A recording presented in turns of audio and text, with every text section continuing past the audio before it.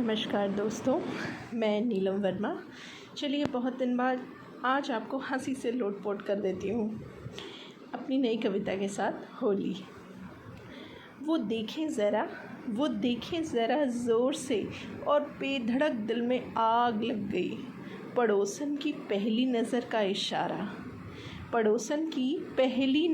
इशारा, छोटी सी बात और पहली मुलाकात जम गई। अब होली की आस बंधी थी कि मैडम से चंद अल्फाज बयां करेंगे और बातों ही बातों में इनके मायके जाने पर चाय नहीं बना पाते हैं कर रोना रोएंगे। सपना संजोया ही था कि बस श्रीमती जी बोल पड़ी, अरे सुनते हो बंटी के पापा, इस बार मायके नहीं जाऊंगी, यहीं तुम्हारे साथ होली का त्योहार मनाऊंगी। कम वक्त दिल एक एक शब्द सुन के टूटता चला जा रहा था। डायरेक्ट रशिया के से मिसाइलों से टकरा रहा था। अब तो यूक्रेन की सी हालत थी। हमने कहा मन ही मन, यूक्रेन नहीं वर्मा जी ही रहे हम, कम से कम दूर से ही निहार कर आंखें कर लेंगे अपनी नम। होली का ज़ोरदार शुभारंभ, हरे पीले लाल नीले रंगों के गुलाल और हमारी बंटी की मम्मा के गाल लाल लाल सारे गार्डन में समा चुके थे। कुछ ड्राई होली, कुछ वेट होली में भीगे हुए थे। सेल्फी लिए जा रही थी वो मुंह को गोल बनाकर। हाय पड़ोसन की एक अदा का तीर चला हम पर भी यूँ चुपके से आकर। हमने कहा जान जाओ, थोड़ा गुड्डू की मम्मी से मिलाओ, यहाँ बहुत खेल चुकी, अब उधर भी रिश्ते निभाओ, साथ साथ बंटी को भी ले जाओ और गुजिया खिलाओ। तकदीर आज साथ दे रही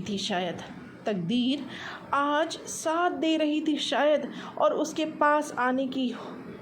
पास आने की सी हुई आहट।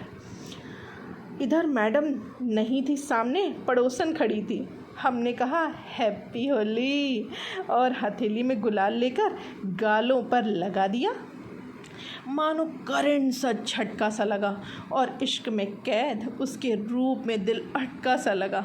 उफ़ कितनी हसीन थी वो, और मुस्कुराकर माँ कसम पूरी माधुरी सी लग रही थी।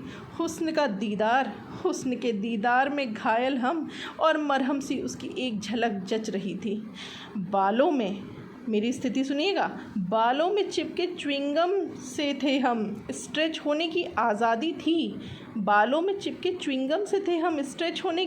थी कुछ हद तक, पर निकाले नहीं जा सकते थे। श्रीमती जी के बालों में चिपके रहकर ही मर्यादा में मोहब्बत जता सकते थे।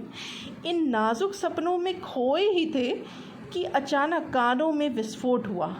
भाई साहब, थैंक यू भैया, मानो कोविड का नया वेरिएंट माननीय पड़ोसन साहिबा ने हंसते हंसते हम पर छोड़ दिया।